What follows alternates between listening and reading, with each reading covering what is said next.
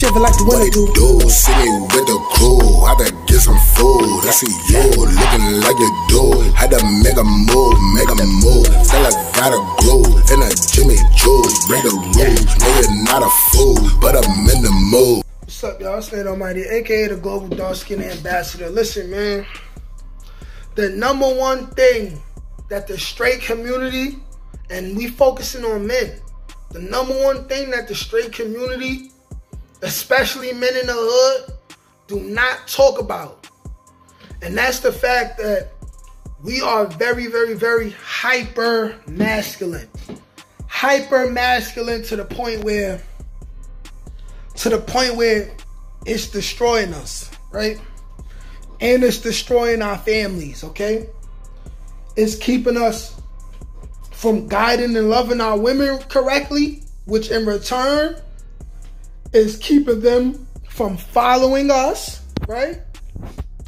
Following us and loving us correctly, which in all due reality leads to the kids, right? And then it's just a revolving fucking door, okay? This hyper masculinity, it's time for you niggas to admit where this shit is coming from, okay? It's time to admit it, okay? And it's like niggas need therapy, okay? Because this hyper masculinity stuff, everybody want to be like Tupac, and you know what I'm saying? Everybody want to be super gangster, gang banging dude. Let's be real. There's about 2-3 reasons why it's that way, and it's so bad. You see? There's a difference between being a man, being manly, and then being hyper masculine, which gives people the excuse to create terms called toxic masculinity, you know what I'm saying, which I feel don't exist. But because we got certain men that overdo it, this is why we got to deal with terms like that, okay? For one, a lot of you niggas was abused as kids, and we ain't even going, and we gonna focus on just abuse and neglect. Physical abuse and neglect by way of ass whoopings, the belts, okay? A lot of us grew up in homes where the father was not present. So we had the mother to deal with us being badass kids. And if you from the hood and you understand black women who don't know good men themselves and did not have kids with good men, she's going to try to discipline you, but it basically goes like this. And if I'm wrong and this never happens, please correct me in the comment section. But it typically goes like this, okay? The mother either gives the child a whole lot of warnings, right? The child does not listen, right?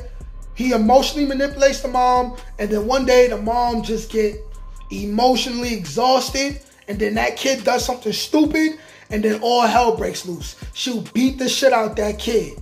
Daughter or son. Probably worse for the daughters, but the son's gonna get it, right?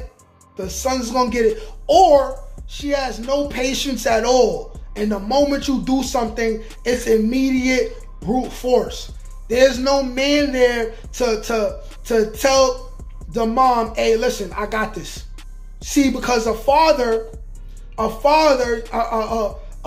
intelligent father, a father with wisdom, is going to say, hey, listen, son, I'm not going to tell you again. Don't do that. That's wrong for this reason, that reason. And if you do it again, I'm going to get in your ass. And then once that kid does it again, the kid receives the proper punishment. And of course, sometimes fathers go overboard too, but we talking about the fathers that don't go overboard.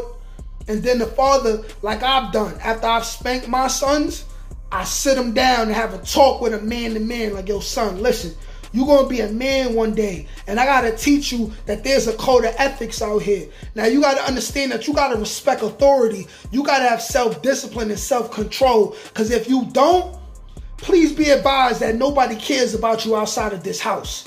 What you might get slapped for in this house, you get murdered for by another young stupid kid, or especially the police, and they will get away with it. So that's why I'm here, to teach you how to be a man.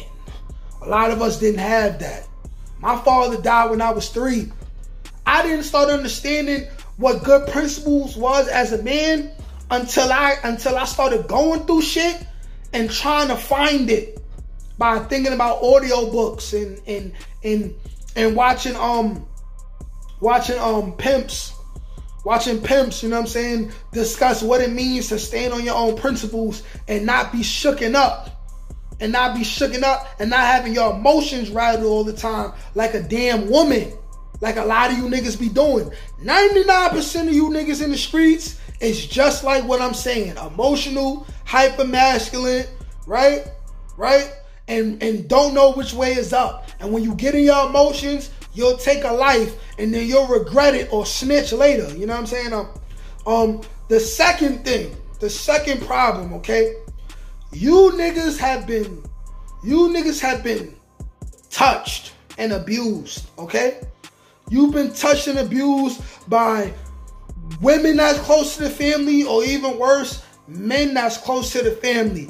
And being that you want to be as far away from gay as possible, you trick yourself to really feel a way about gay people who okay, majority, every other gay person except the person that did something to you has no ill intentions, has not done anything to you. But because you want to be so far away from them, because you was exposed to sexuality at an early age, you're confused, and you feel too much of a man to go get therapy and tell a therapist what happened to you so they can help you get your fucking emotions together, right? Because we know black people, especially in the hood, we feel like we too good for therapy, right? Stupidity, foolish pride. But because you want to be so far away from gay, you make yourself what? Sag your pants, be a gangster, right? Be quick to issue violence and brute force, right? Towards your own people over mostly nothing all the time. Because if it ain't about money, if it ain't to protect your family, then it's about nothing. And that's what all of us that been to jail. I went to jail for nothing more than once. It was never about no money. It was never about protecting our family. You go to every nigga in jail, almost none of them are in jail for protecting their family, so they had to kill a nigga. They had to shoot somebody. They had to stab somebody to save themselves from somebody.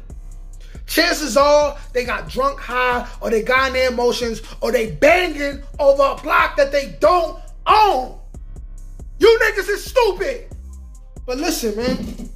Hyper-masculinity. We have to deal with that. We cannot keep teaching this to our sons, okay? Our sons got to be a little bit more tolerable of other people's transgressions. As long as people are not putting their hands on them. As long as people are not, like, seriously stealing from them, bullying them. You know what I'm saying? We have to deal with that. We have to deal with the hypermasculinity in our communities, all right? It's stopping us from being great men. And it's stopping us from being great husbands, boyfriends, and fathers.